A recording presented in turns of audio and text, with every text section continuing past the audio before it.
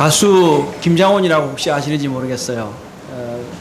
그분이 이제 여러 가지 선행을 참 많이 한다고 해서 신문지상에 자주 오려내려서 저도 그 이름을 기억을 하고 있습니다. 저는 뭐 그분의 노래를 듣거나 이렇게 해본 적은 없어요. 근데 그분이 이제 이 병에 걸렸다고 해서 한동안 사람들에게 이제 널리 알려지게 됐는데요. 이분이 앓고 있는 병이 이제 광장 공포증이라고 해서 이 공황장애라고 하죠, 보통. 이 공황장애가 걸려서 이 무대에서 주로 노래하는 가수인데도 불구하고 이렇게 뭐 바깥에 이렇게 많은 사람들이 모이고 하면 굉장히 두려워하고 어떤 때는 백화점 같은 데 가면 놀래서 뭐 쓰러진다고 발작을 한다고 하는, 그래서 일반 사람들에게 이제 공황장애라고 하는 병이 그때 이제 좀 알려졌습니다. 그 이전에는 공황장애라고 하는 병이 있는지도 몰랐는데, 이런 이제 병이 이제 연예인들을 통해서 알려지게 되니까 사람들도 자신들도 나 공황장애인가? 뭐 이런 얘기를 하게 된 것 같아요. 주로 이 공황발작이라고 하는 것은 극도의 공포식이 갑자기 느껴지면서 뭐 심장이 터지도록 빨리 뛰거나 가슴이 답답하고 또 숨이 차고 땀이 나고 이렇게 해서 마치 그 신체 증상이 죽음에 이를 것 같은 그런 극도의 불안 장애를 말한다고 합니다. 조금 전에 말씀드린 대로 이 공황장애라고 하는 광장공포증이 주로 수반되어서 백화점 같은 공공장소에 가게 되면 사람들이 두려우니까 잘 가지 않는 그런 상황도 있고, 일본 같은 데는 보면은 평생을 집 밖으로 나가지 않고 이렇게 집 안에서만 사는 사람이 있다고 해요. 또 제가 얘기를 들어보니까 평생에 집 밖으로 3번 나간 사람이 또 있다고 하더군요. 한 번은 친구의 장례식에 갔고, 또 한 번은 또 그 친구의 장례식과 관련해서 일을 처리하기 위해서 나갔다든지, 또 누구는 친구의 또 결혼식에 간, 이 3번 정도만 집 밖으로 나가고 평생을 집 안에서 살아야 하는 그런 사람이 있다고 합니다.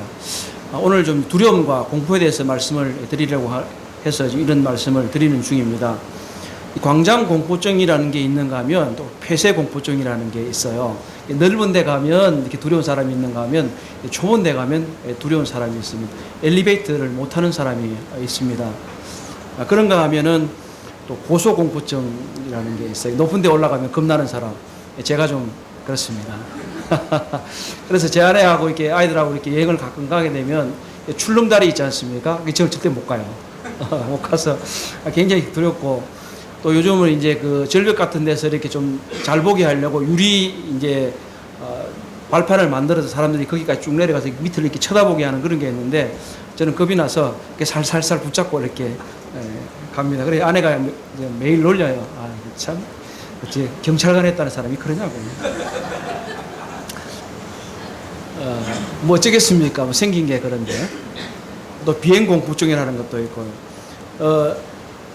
어떤 분은 이제 제가 직장 다닐 때 모셨던 분인데, 이분은 뭐 비행기를 못 타요. 그래서 해외 중요한 출장 같은 거를 전혀 한 번도 가본 적이 없는 그런 분들도 계십니다. 물론 그분도 경찰관이었죠.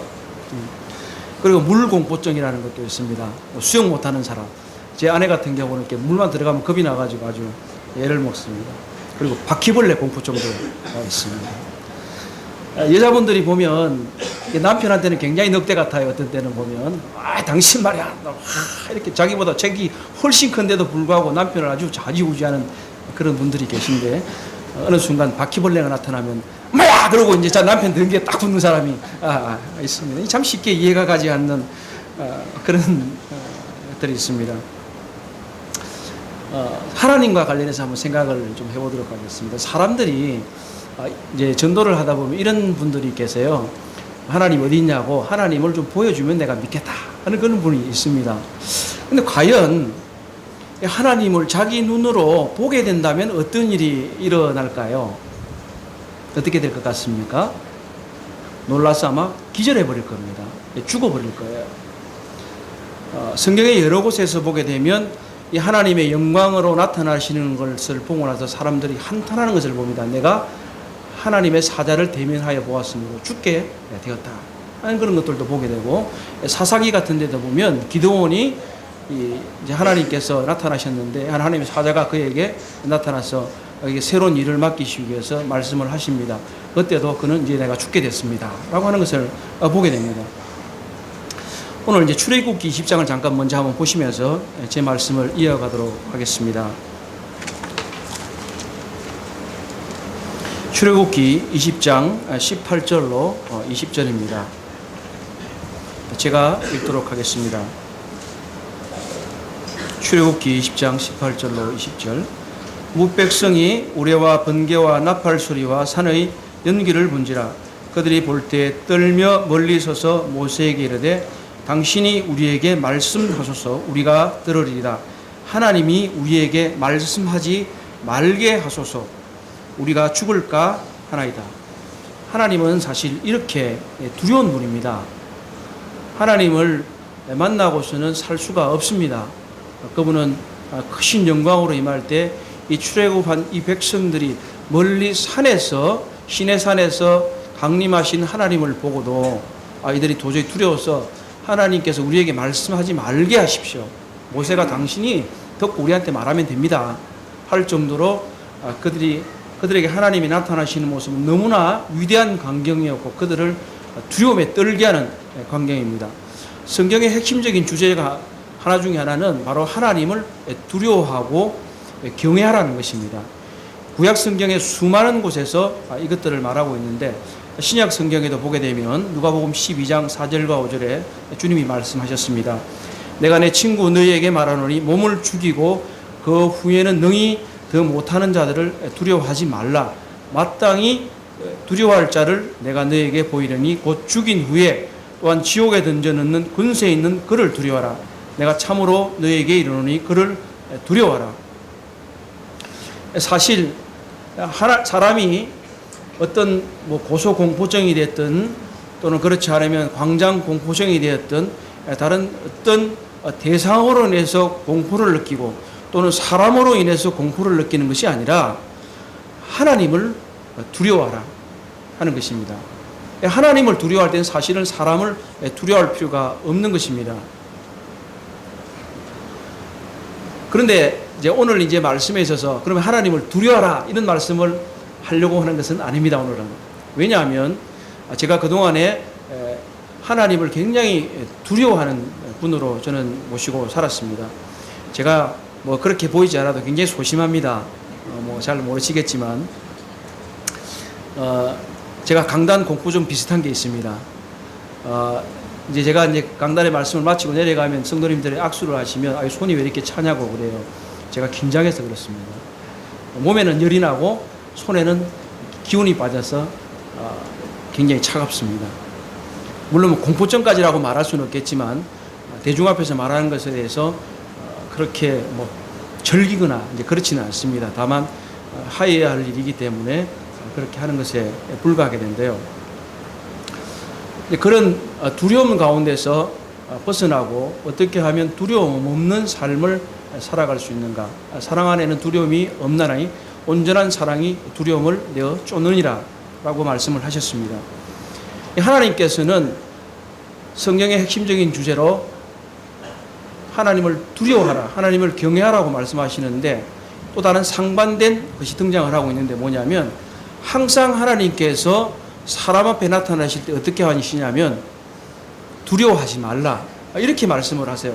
굉장히 상반된 가르침을 보는 것 같습니다.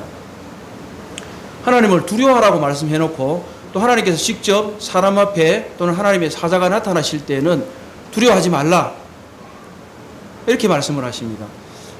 상반된 진리를 가르치는 것일까요? 그렇지 않습니다. 성경의 진리는 이렇습니다. 사람을 두려워하지 말고 어떤 물건이나 대상을 두려워하지 말고 하나님을 두려워하라. 그러나 하나님께서 너희의 인생 가운데 개입하시고 너희를 다루고자 나타나실 때는 너희는 두려워하지 말아라 하는 것입니다. 하나님께서는 우리들의 인생 가운데 개입하시기를 원하시고 우리를 쓰시기를 원하십니다. 그리고 우리들의 문제를 해결하기를 원하십니다. 그때마다 이 하나님께서 다가오시는데 우리는 하나님이 두려운 분이기 때문에 두려워합니다. 그때마다 주님은 말씀하시기를 너희는 두려워하지 말라 하는 것입니다. 이제 요한복음을 통해서 이러한 것들을 조금 더 많이 살펴보도록 마태복음을 통해서 많이 좀 살펴보도록 하겠습니다. 마태복음 14장입니다.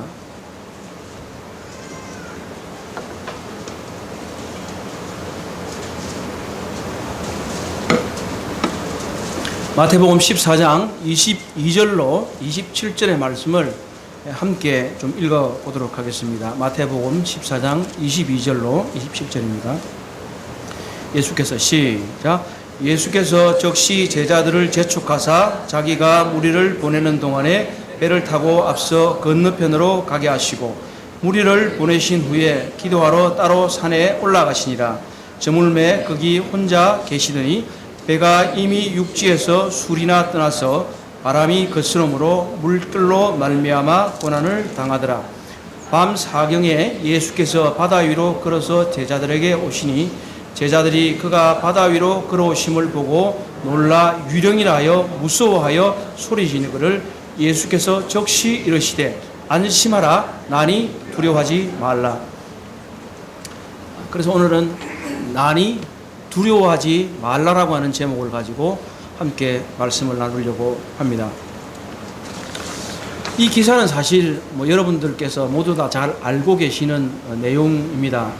주님께서 바다 위를 걸으신 놀라운 기적입니다. 유사 이래로 누구도 바다 위를 걸은 사람은 없습니다. 논리적으로는 가능하다 그래요. 물에 빠지기 직전에 발을 다시 들어 올리면 절대로 물에 빠지지 않는다고 합니다. 한번 시도해 보십시오. 가능할런지도 모르죠.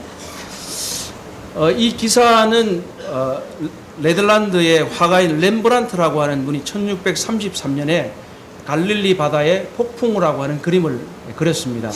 아마 인터넷 같은 데서 여러분께서도 검색을 해보시면 이 제자들이 갈릴리 바다에서 이 폭풍우와 싸우면서 애쓰고 있고 그들의 그 당혹한 그런 기색들이 역력히 보이는 그림을 보실 수가 있습니다.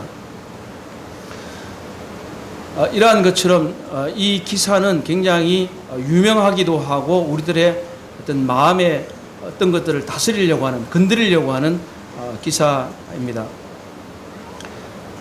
이 기사를 잘 보게 되면 몇몇 가지 이제 우리가 좀 생각해 보아야 될 그런 것들이 있습니다. 제자들이 이제 오병이어의 기적을 경험하고 난 뒤에 주님께서는 따로 이제 홀로 기도하러 산으로 가셨습니다. 그리고 제자들에게는 이제 사람들을 피해서 너희들이 배를 타고 건너편으로 가라 이렇게 말씀하셨습니다.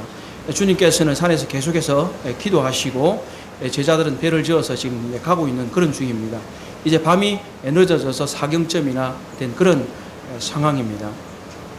근데 갑자기 이제 폭풍우가 몰아쳤죠. 갈릴리는 호수와 같이 이렇게 땅 속에 있는 거긴 하지만 넓기도 하고 또한 바다에 소금의 성분이 있는 그런 것들로 해서 바다라고 불린다고 합니다. 저는 가본 적은 없지만 여러 가지 얘기들을 통해서 듣고 있는데 그 지형적인 특성으로 인해서 자주 폭풍이 불고 배들이 다니기에 위험하다고 하는 얘기를 듣습니다. 이 기사를 보게 되면 주님께서는 이제 따로 멀리 떨어져 계시고 제자들이 이제 배를 지어서 가고 있는데 그들이 갑자기 이제 폭풍이 임했을 때 주님은 거기 계시지 않았죠. 그리고 그들이 이제 너무나도 힘겹게 이 사투를 벌리면서 가고 있는 중인데도 불구하고 주님은 전혀 이렇게 보이지 않으셨어요. 그래서 이 첫 번째 논점으로 생각하고 왜 제자들이 바다에 빠지기까지 주님께서는 기다리셨는가? 왜 주님은 나타나지 않으셨는가? 하는 거죠. 어려움이 닥치면 뭔가 우리는 도움을 구하고 또 그것을 해결받고자 하는 마음이 절실하지 않겠습니까? 그럼에도 불구하고 주님은 여전히 산에서 기도하고 계시고 제자들은 이 폭풍과 사투를 벌이면서 거의 다 빠져 죽을 지경까지 이르게 되었죠. 주님은 왜 그렇게 하셨을까요? 주님은 시련을 통해서 제자들의 믿음을 시험하고 계셨던 것입니다. 사실 그들의 배가 술이나 떨어져서 이미 갈릴리 바다의 중간점까지나 아마 갔던 것 같습니다. 그때는 이미 이제 육지로부터의 누군가 구조하러 올 수 있는 인간적인 소망들이 다 끊어지고 그들 스스로가 그 길을 헤쳐나가야 되는 그런 적막한 지경에 이제 이르게 된 것이죠. 그때까지 주님은 기다리셨던 것입니다. 주님께서는 우리가 정말로 절실하게 언제 가장 주님을 필요로 하는가를 알고 계신다는 것입니다. 주님은 가장 알맞은 때에 가장 알맞은 장소에서 가장 알맞은 방법으로 우리를 구원하신다고 하는 사실입니다.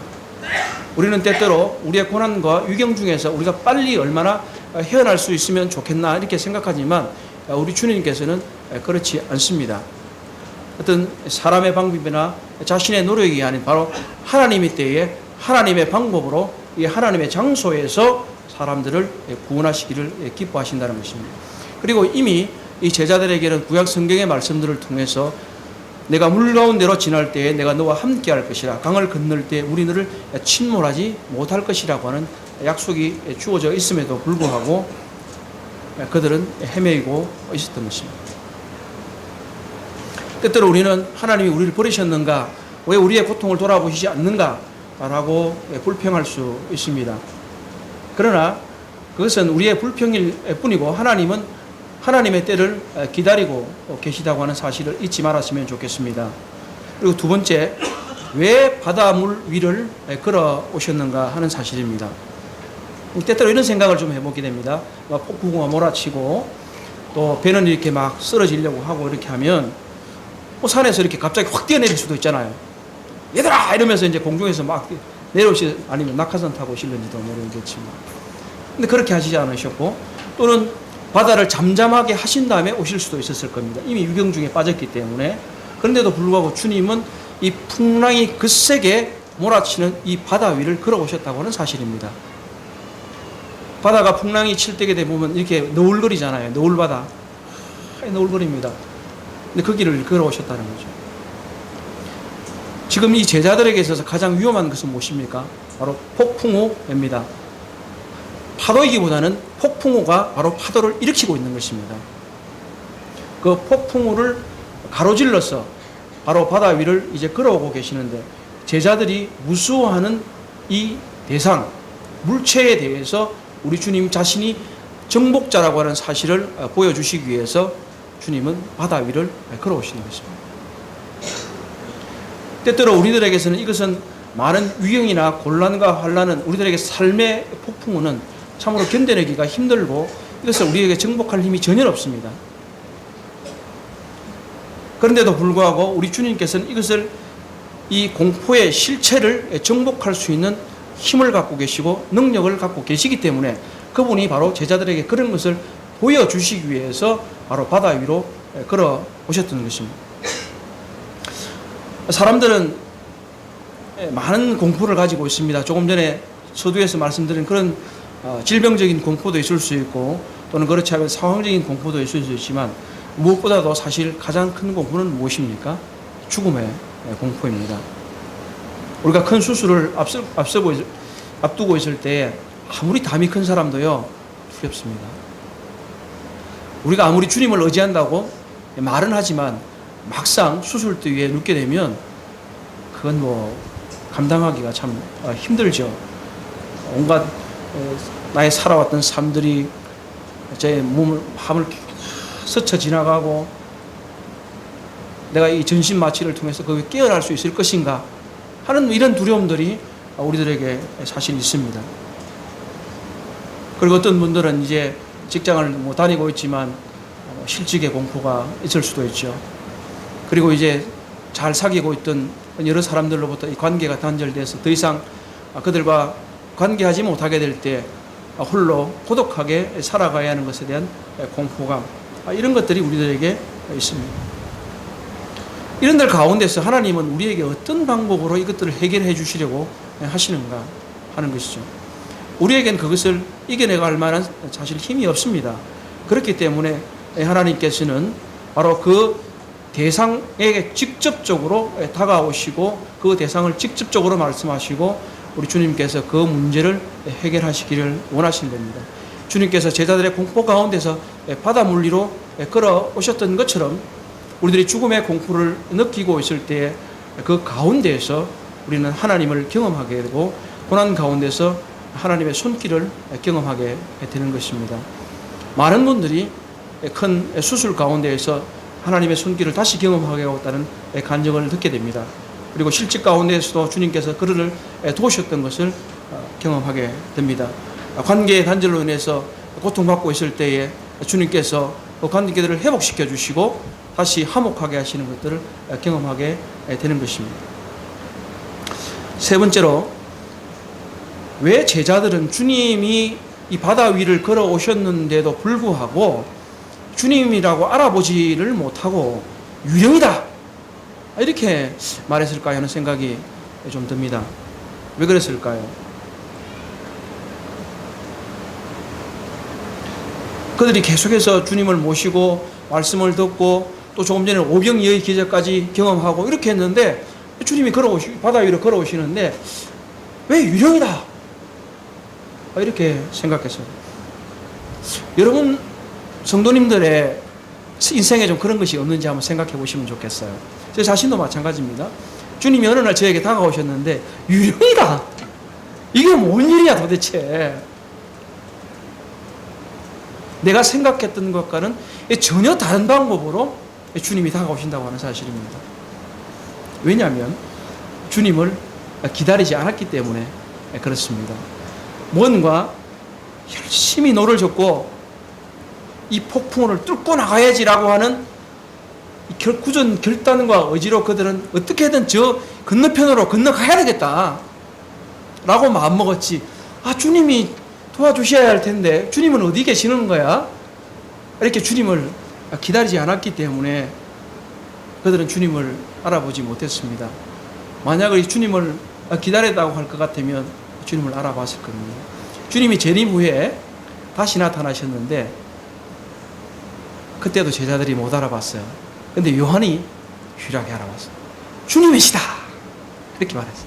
그러니까 제자들이 놀래가지고 바닷물로 뛰어들어 버렸어요. 주님이시다. 이 두려움과 믿음은 한 사람의 마음에 같이 거할 수가 없습니다. 이 두려움과 믿음은 참으로 상반되는 것입니다. 이 두려움은 바로 어떻습니까? 믿음에 주목하기보다는 두려워하는 대상에 주목하게 됩니다. 그렇지 않은 것 같지만 우리가 어떤 유경이나 곤란을 만나게 되면 유경에서 빛내서 주님을 바라보는 것이 아니라 그 유경에 굉장히 집착하고 고난에 몰두하는 것을 보게 됩니다. 사람들이 어려운 일을 만나게 됐을 때, 문제를 만나게 해서 어떻게 합니까? 밤잠을 설치지 못합니다. 대체로 그 밤잠을 설치면서 무엇을 생각합니까? 주님을 생각합니까? 그렇지 않으면 그 문제에 골똘하면서 그 문제가 어떻게 될 것인가에 대해서 골몰합니까? 대체로 후자라고 저는 생각이 됩니다. 저 자신도 그렇습니다. 바로 이 망원경을 보는 것과 비슷하다고 저는 생각을 해보았습니다. 얼마 전에 구역 집회에서 저희들이 이제 그 북한 접경 지역에 있는 초소로 소풍을 갔었어요. 소풍 가니까 이제 북한을 바라보라고 망원경을 이렇게 이제 곳곳에 다 설치했더라고요. 물론 이제 남산 같은 데도 가면 이제 그런 게 많지 않습니까? 근데 그 망원경은 특별히 통해 보게 되면 아주 멀리까지 보라고 만들어 놓은 망원경이 그잖아요. 그 허블 망원경 같은 경우는 뭐 우주까지 쳐다보라고 이렇게 뒀지 않습니까? 근데 그 망원경을 가지고 성도님 한번 생각해 보십시오. 제가 이게 이제 저기 뒤에 계신 형제님들이 보이는데 제가 보면 얼굴이 아주 명확하게 보이지는 않아요. 근데 이 망원경을 보면 저 형제님들 얼굴이 잘 보이지 않겠습니까? 근데 그 망원경을 가지고 여기를 보면 어떻게 되겠어요? 자매들이 얼굴이 얼마나 크게 보이겠습니까? 미안해, 콧구멍까지도 보이겠지. I'm sorry. 어떤 두꺼비나 개구리 같은 좀 흉측하게 생긴 이 조그만 파충류 같은 것들 있잖아요. 이렇게 멀리서 보면 사실 별거 아닌 것 같이 보여요. 그렇죠? 근데 이렇게 만약에 그것을 망원경을 통해서 두꺼비 한번 보세요. 두꺼비 굉장히 무섭습니다. 한번 보세요. 나중에 기절할 것 같아요. 바로 그렇습니다. 우리는 우리의 시선을 주님 앞으로 향하게 되면 이 가까이 있는 것들이 보이지 않게 되고 그 항구를 향해서 등대를 향해서 나아갈 수 있게 되는데 우리들 앞에 놓여 있는 이 암추나 두꺼비 같은 존재들이 우리들에 너무나 크게 다가온다는 사실입니다. 그래서 우리는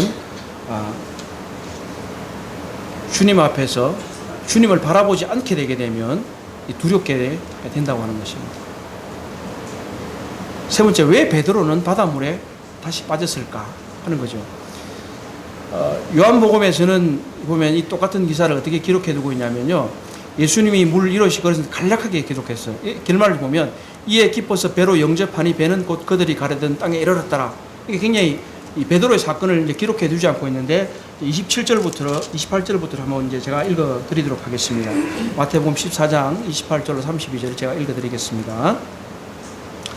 베드로가 대답하여 이르되 주여 만일 주님이시거든 나를 명하사 물 위로 오라 하소서 하니 오라 하시니 베드로가 배에서 내려 물 위로 걸어 예수께로 가되 바람을 보고 무서워 빠져가는지라 소리질러 이르되 주여 나를 구원하소서 하니 예수께서 즉시 손을 내밀어 그를 붙잡으시며 이르시되 믿음이 작은 자여 왜 의심하였느냐 배에 함께 오르며 바람이 그치니라. 요한복음에서 방금 읽었던 구절에 좀 더 세세한 내용을 지금 여기다 기록을 해두고 있습니다. 보통 우리는 베드로를 이제 이 장면을 생각하면서 그 주님을 쳐다봐야지 안 쳐다보니까 물에 빠졌잖아 내려면서 이제 교훈을 받습니다. 그렇죠. 베드로를 좀 시원찮게 취급을 하죠. 근데 좀 더 유의해서 보실 건 뭐냐면 베드로만 유일하게 주님 나를 명하사 걸어오라 하소서 하고 보트를 빠져나온 사람이라는 거예요. 그분의 믿음은 칭찬받아야 마땅합니다. 우리는 이 풍랑이 치는 바다 위로 우리 주님께로 걸어가는 경험을 할 때에 비로소 이 두려움과 공포 가운데서 어떻게 벗어나며 그분의 손길을 경험하는 게 된 것입니다. 단순히 보트 속에서 우리는 우리의 평안과 안전을 위해서 계속 있게 된다면 우리는 우리 주님께서 이 두려움과 공포를 어떻게 다루시고 우리를 이 두려움과 공포 가운데서 어떻게 벗어나는지를 경험할 수 없다고 하는 사실입니다. 주님이 뭐라고 하십니까? 오라! 그러니까 오라고 하는 거예요. 오라! 이리로 오라! 때때로 주님께서는 우리의 삶 가운데서 안전하고 평온한 것을 벗어나서 내게로 오라! 이렇게 말씀하십니다. 우리는 삶의 폭풍을 언제 만나냐면 때때로 우리는 불순종할 때에 삶의 폭풍을 만나게 됩니다. 시련도 있고 시험도 있고 유경을 만나게 됩니다. 그러나 때때로 우리는 주님의 말씀을 순종할 때도 삶의 폭풍 가운데로 유경 가운데로 간다고 하는 사실입니다. 베드로는 오라! 라고 하는 주님의 말씀을 순종해서 나아갔지만 바다에 빠졌어요. 왜 빠졌는가? 주님의 진단은 왜 의심하였느냐? 왜 의심하였느냐? 의심은 불신과 관련됩니다. 두려움은 바로 의심할 때 생깁니다. 주님께서 나를 오라고 말씀하셨고 그분께서 나를 쳐다볼 때에는 빠지지 않게 하실 것이 분명한데도 불구하고 그는 베드로로 물 위로 나간 다음에 어디를 쳐다보게 됐냐면 다시 물을 쳐다보게 됐습니다. 바로 한 길을 가야 하는데도 불구하고 두 길을 가기 때문에 우리는 물 안으로 빠지게 되어 있는 것입니다. 때때로 우리는 주님의 부르심을 경험하고 이것은 무슨 사역이나 뭐 이런 것들의 부르심만을 꼭 말씀드리는 것이 아니고 우리의 삶 가운데 주님이 어떻게 행하라고 말씀을 하십니다. 어떤 경우는 그런 부름에 응답하는 분도 계시고 또 응답하지 않는 분도 계신데 응답한 이후에도 모두 다 믿음으로 끝까지 잘 나가면 좋은데 그렇지 않고 종종 이 주님의 인도하심과 주님을 계속해서 바라보지 못하고 의심하기 때문에 파도 가운데 휩쓸리고 있는 것을 보게 됩니다. 그런데 베드로의 반응은 놀랍습니다. 바람을 보고 무서워 빠져가는지라 소리질러 이르되 주여 나를 구원하소서. 30절에 이렇게 기록이 되어 있는데 베드로는 다 빠진 다음에 부르짖은 게 아니라 빠지려고 그러니까 바로 즉시 주님께 부르짖었습니다. 빠지고 난 다음에 늦습니다. 빠지고 난 다음에 늦어요. 종종 때로 세상으로 가는 사람들을 보게 되는데 바로 빠지기 시작하면 주님께 바로 부르짖어야 됩니다. 주여 나를 구원하소서. 바로 적시로 주님은 손을 내밀어서 그를 구원하십니다. 여기 적시라고 하는 단어가 몇 번 나오는데 27절에도 보면 예수께서 적시 이르시되 안심하라 많이 두려워 말라. 31절에도 예수께서 적시 손을 내밀어 그를 붙잡으십니다 하는 말씀을 보게 됩니다.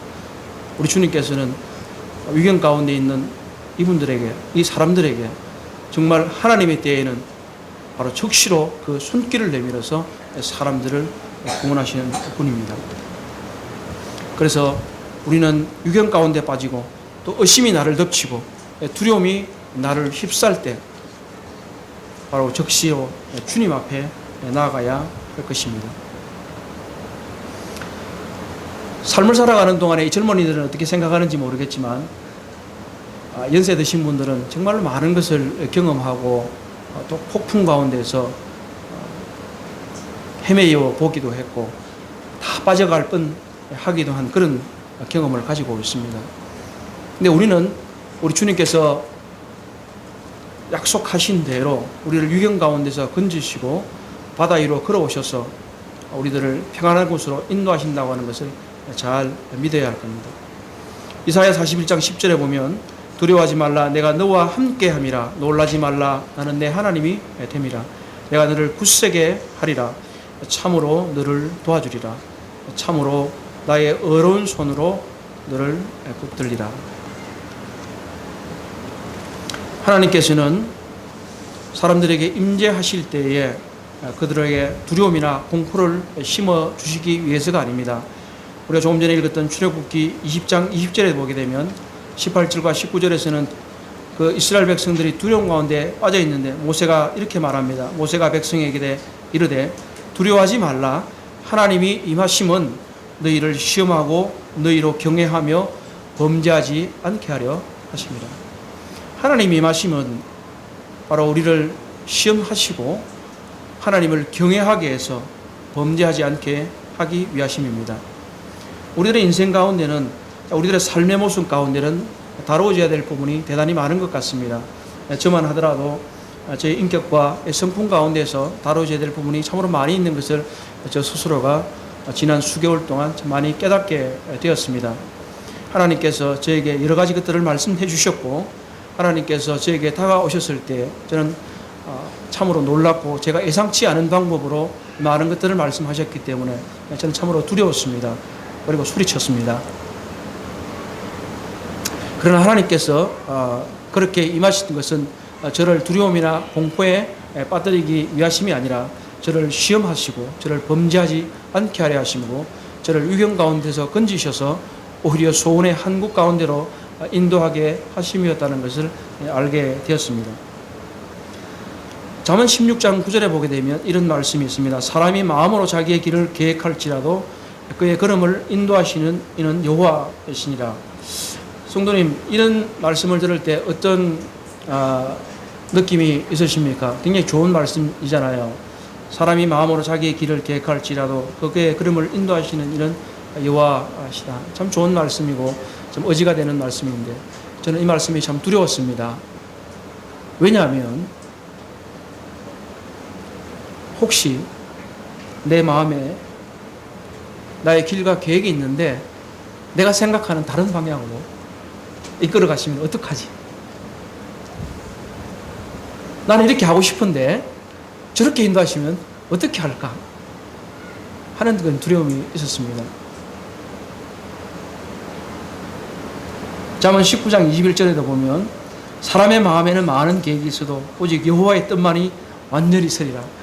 굉장히 훌륭한 말씀입니다. 그래서 뭐 교회나 공동체나 가운데서 여호와의 뜻이 서야 됩니다. 이 하나님의 뜻이 이 공동체 가운데 이루어져야 되지 않습니까? 뭐 이렇게 소리 좁혀 말합니다. 그러면 너는 이렇게 말하면 할 말이 없습니다. 오직 여호와의 뜻이 너희 가운데 완전히 서야 된다. 이렇게 말하면 제 마음에 많은 계획이 있고 생각도 있고 이렇게 해보고 싶은 것도 있고 저렇게 해보고 싶은 것도 있습니다. 그런데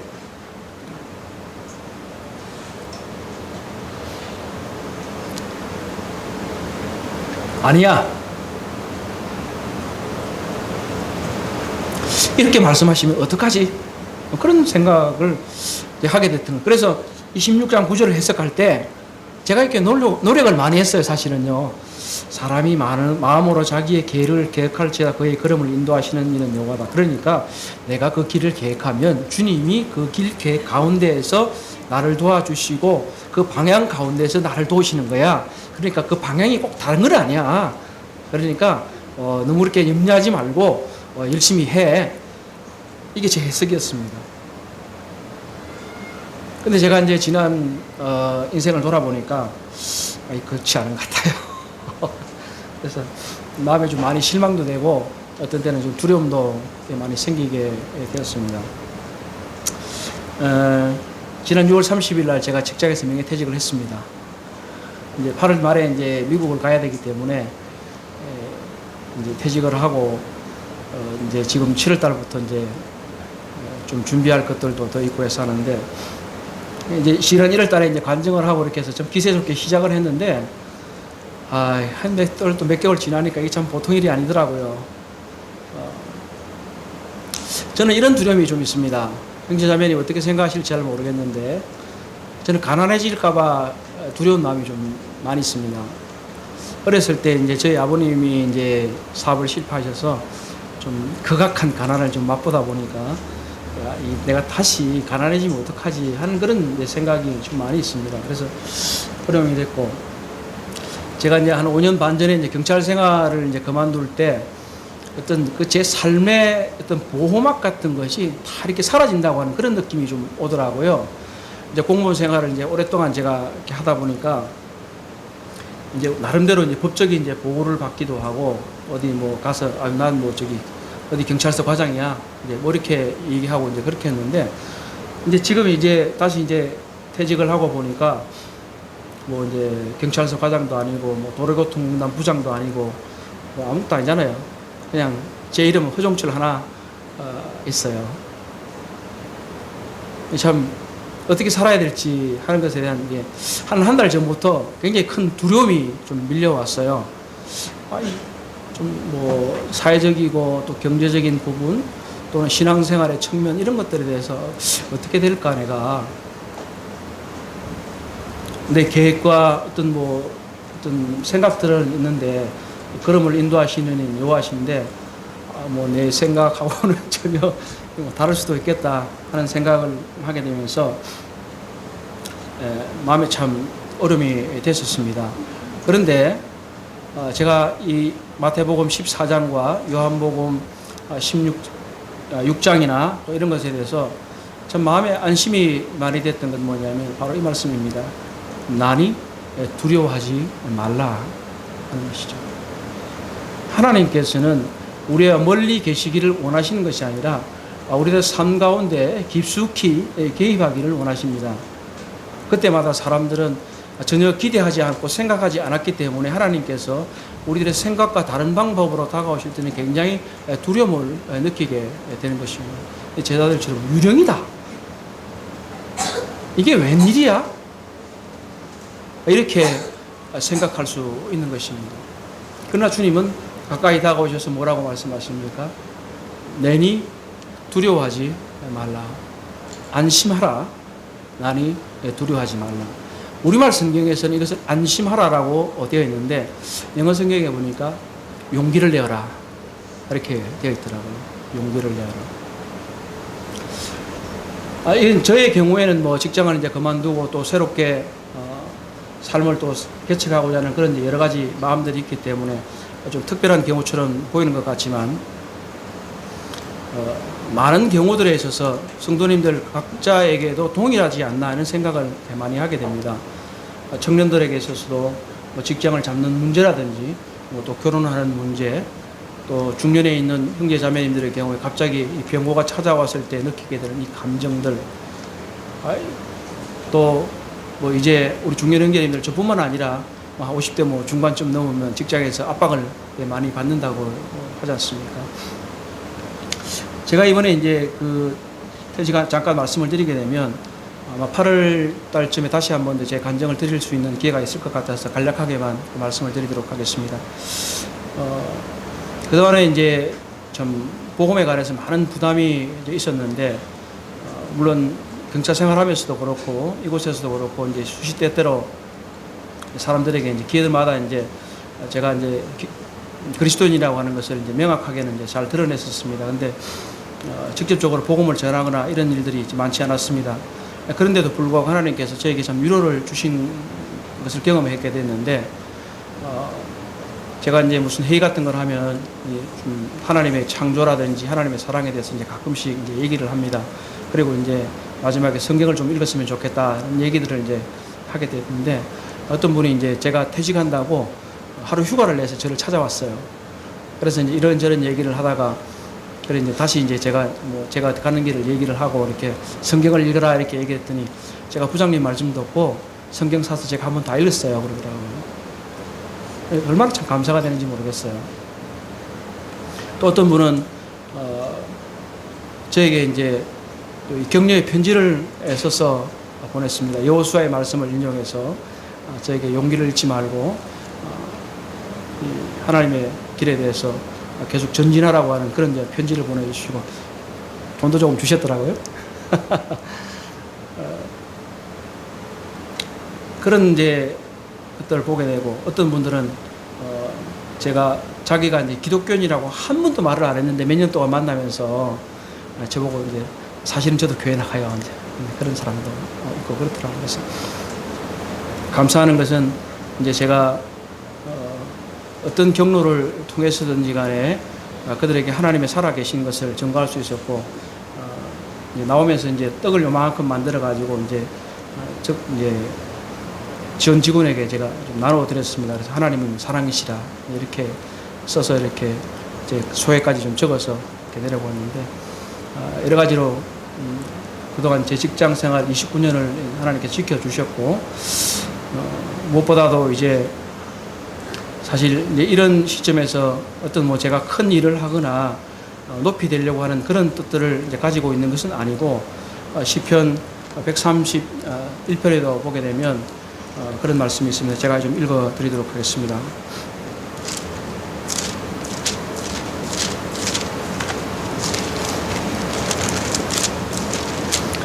여호와여, 내 마음이 교만하지 아니하고 내 눈이 오만하지 아니하오며 내가 큰 일과 감당하지 못할 놀라운 일을 하려고 힘쓰지 아니하나이다. 실로 내가 내 영혼으로 고요하고 평온하게 하기를 젖된 아이가 그의 어머니 품에 있음 같게 하였나니 내 영혼이 젖된 아이와 같도다. 이스라엘아, 지금부터 영혼까지 여호와를 바랄지어다. 정말 우리가 바라는 그리스도인의 삶은 무엇인가 하는 것을 좀 생각해 보았으면 좋겠습니다. 우리가 어떤 형제로서 또 자매로서 주님께서 주시는 어떤 교제의 기쁨, 이런 것들을 누리면서 정말 그리스도인의 삶을 살아갔으면 좋겠다 하는 생각을 하게 됩니다. 2절에도 나와 있는 것처럼 젖 다 먹고 나는 애가 뭔 두려움이 있겠습니까? 얼마나 젖 다 먹고 이제 풍족하니까 그냥 편하게 이렇게 돌아눕지 않겠습니까? 그래서 우리 삶 가운데서 우리 주님이 함께 하실 때는 우리를 두려움과 공포 가운데서 몰아내고 온전한 사랑이 두려움을 내어 쫓는 것처럼 우리들이 주님이 주시는 이 평안 가운데서 거할 수 있다고 하는 사실입니다. 사랑하는 형제님, 자매님, 우리들의 그리스도의 삶이 이 세상 속에 살아가게 될 때는 여전히 많은 풍파를 만나게 되는 것이고, 우리들이 살아가게 될 때는 언제든지 그런 것들을 만나게 된다고 하는 사실입니다. 그런데 우리들이 그런 삶의 풍파를 만나게 됐을 때에 어떠한 태도를 가지느냐에 따라서 우리가 계속해서 그 풍파 가운데 휩쓸리든지, 그렇지 않으면 주님이 주시는 평안을 경험하든지 둘 중에 하나입니다. 우리가 이 물을 바라보지 않고 계속해서 주님을 바라보게 된다면 우리는 정말 주님이 바닷물 위를 걸으셨던 것처럼, 베드로가 조금이나마 물 위를 걸었던 것처럼 물 위를 걸어갈 수 있을 것입니다. 이 베드로는 물공포증이 다시 생기지는 않았던 것 같아요. 왜냐하면 물에 빠졌으면 사람이 아주 그 다음에 물 다시 가고 싶지 않잖아요. 그런데 여전히 주님 그 부활하시고 물고기 잡으러 가고 주님이시다 그러니까 또 물에도 빠지고 그러더라고요. 그런 거 보니까 어떤 물에 빠졌지만 그가 다시 공포증에 빠지는 것이 아니라 주님이 주시는 구원을 경험했기 때문에 그런 공포증에 다시 빠지지 않는다고 하는 것이죠. 이것은 무엇을 시사해 주냐면 우리가 위경과 곤란 가운데서 한번 빠져서 계속 그 위경과 곤란이 무서워서 다시는 옆에 가지 않고 싶은 그런 마음이 드는 것이 아니라 우리가 한번 그 위경이나 곤란에 빠진다고 해서 그 다음에 다시는 그런 일이 생기지 않는다고 하는 보장이 전혀 없습니다. 다시 물에 빠질 수도 있는 것입니다. 그럼에도 불구하고 여전히 베드로가 물공포성에 빠지지 않은 것처럼 우리 자신도 우리 주님께서 주시는 구원과 평안을 경험한다고 할 것 같으면 우리는 다시 그런 공포증에 빠지지 않고 어려움과 시내가 다가온다 할지라도 골짜기가 있다 할지라도 우리는 사망의 음침한 골짜기를 지난다 할지라도 나는 두려워하지 않는다. 왜냐? 주님이 나와 함께 하심이라고 말씀하고 있기 때문입니다. 이제 말씀을 좀 마무리하도록 하겠습니다. 시편 91편을 읽고 좀 마무리를 하도록 하겠습니다. 시편 91편.